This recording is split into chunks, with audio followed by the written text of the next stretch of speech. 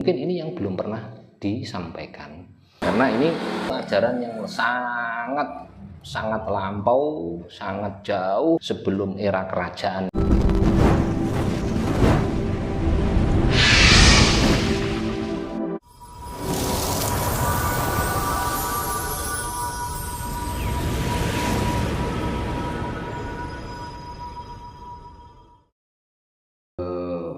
Kan banyak gitu pelaku spiritual yang sering kita temui, selalu tujuannya itu satu, melestarikan ajaran leluhur, ajaran Nusantara. Nah, sebetulnya ajaran leluhur, ajaran Nusantara itu seperti apa sebetulnya? Gini Mas Indra, kalau kita bicara tentang ajaran leluhur itu sebenarnya gini loh ya.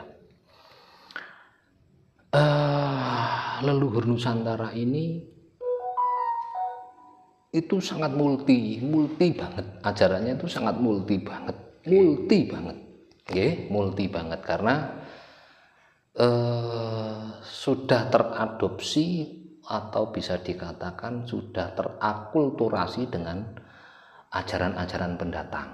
Ya kita kembalikan, pernah atau saya sampaikan 500 tahunan atau mongso atau manyongkro panggiling, itu yang pernah saya sampaikan panjenengan. Jadi kalau ngomong ajaran Nusantara itu ajaran yang asal usulnya apa sih, kan gitu kan pertanyaannya.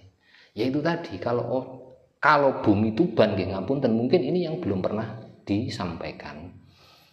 Ajaran bumi Tuban itu namanya ajaran Huning. Ajaran Huning. Ini yang mungkin belum pernah disampaikan ke para pamirsa sedaya, ngapunten nggih. Karena ini ajaran Huning itu sendiri itu ajaran yang sangat lampau, sangat jauh sebelum era kerajaan itu sudah ada nama ajaran Huning. Nah, terus muncul macam-macam. Bahkan yang sekarang ajaran-ajaran yang muncul, ajaran Jawa sekarang yang menyebutnya Kapitayan, itu pun banyak yang masih tercampur. Tapi kan pernah sesi sebelumnya sudah saya sampaikan. Seperti yang saya sudah sampaikan, jane ngono sing nyampuri sapa to, kan gitu toh. Seperti yang kemarin itu, ajaran leluhur kita itu kan Tirtawening Tirta Prawitaning Sari. Ajaran Tirta Prawitaning Sari. Nah, seiring perjalanan waktu, sejarah berjalan, itu kecampuran akulturasi dengan ajaran Hindu, ajaran Buddha, kemudian ajaran Kristen dan macam-macam lah, ajaran Islam, akhirnya terakulturasi menjadi ajaran-ajaran yang berjalan saat ini. Kalau kita bicara ajaran murni, waduh, dicari murni yang bagaimana gitu loh. Karena memang ketepatan generasi kita saat ini itu hasil dari itu gitu loh. Kalau kita kembali ke kemurnian sejarah, kembali ke kemurnian ajaran, ya butuh waktu yang panjang untuk mengkoreksi dan untuk memilah dan memilih gitu loh. Cuman yang berjalan saat ini adalah sudah ajaran yang mengajarkan ajaran Rasul lah, wis gampangane ngono lah. Intinya gitu, mengajarkan ajaran rasa untuk digelar sebagai sarana kita untuk berkehidupan secara bermoral, atau kemarin sempat pada sesi sebelumnya saya sampaikan menjadi manusia yang jerbudi bawa laksono itu Mas Indra. Kalau ajaran Tuban ya itu tadi saya sampaikan, yang ajarannya jauh sebelumnya itu namanya ajaran Huning.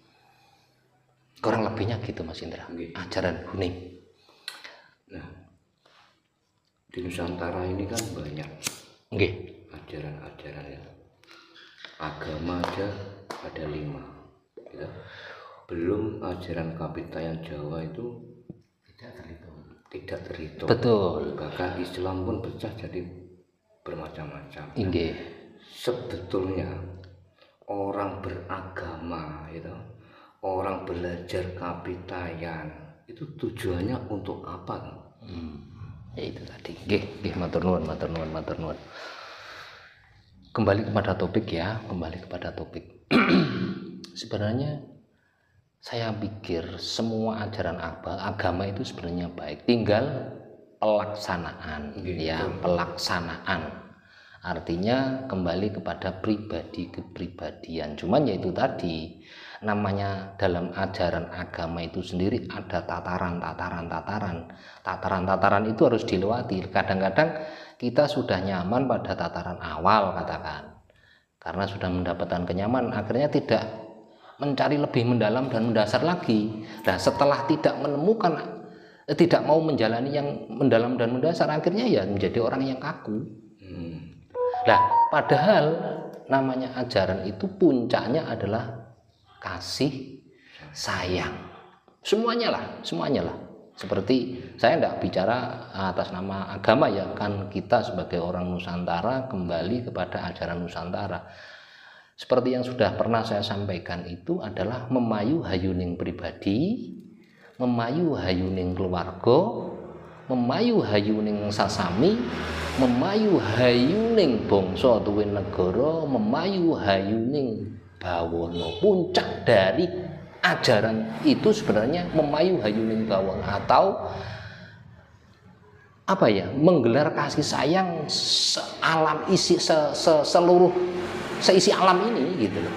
Menggelar kasih sayang, puncaknya di situ. Karena apapun agamanya itu kan pengennya damai, pengennya bahagia, sejahtera, dari raga maupun rasa, Ya monggo lah yang coba jenengan perhatikan, agama itu apa, diwakili oleh siapa yang membawa, itu kan mesti di situ. Ya nyun sewu itu memang begitu. Itu yang saya pahami.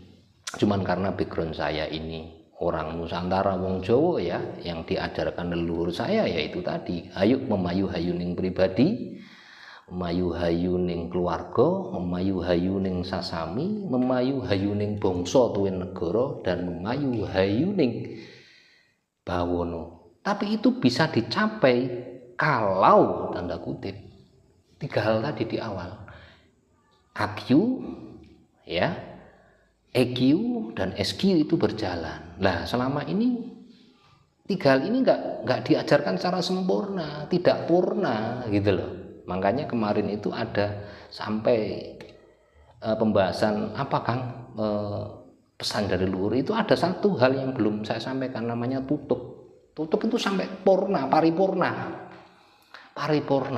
Nah, ini yang harus kita cari sampai ajaran paripurna itu sendiri gitu loh Mas Indra. Kurang lebihnya begitu Mas Indra. Okay. Tadi Kang Didin mengatakan bahwa tujuan orang beragama, orang belajar keagamaan cuma satu ya, kasih sayang. Tetapi kenapa dalam prakteknya di kehidupan masyarakat sekarang ini justru malah tidak sesuai dengan apa yang dicita-citakan oleh leluhur kita? Contoh, kadang kita satu agama aja bentrok. Apalagi belum beda aliran. Kadang orang yang beragama lihat orang Jawa dianggap orang yang musyrik dan sebagainya. Apakah seperti itu namanya orang beragama atau orang kapitayan? Itu yang sedikit menjadi permasalahan kita bareng ya, Kalau itu kita bahas secara kompleks, ya ini sebenarnya seperti halnya tubuh kan. Apunten, seperti halnya tubuh. Kenapa sih kok terjadi perselisihan di dalam orang beragama berkapitayan? Karena belum paripurna tadi loh. Belum paripurna. Monggo lah, makanya saya mengajak kepada dulur-dulur sedoyo, mengajak kepada masyarakat kita bangsa Nusantara ini, ayolah kembali kepada ajaran leluhur sampai pada paripurna. Seperti contoh ya, apunten. Seperti yang saya sampaikan di awal tadi, ada tahapan, ada level. Dan level-level itu kalau nggak didalami terus sampai pada titik spirit yang benar, itu ya akan menjadi muncul keakuan.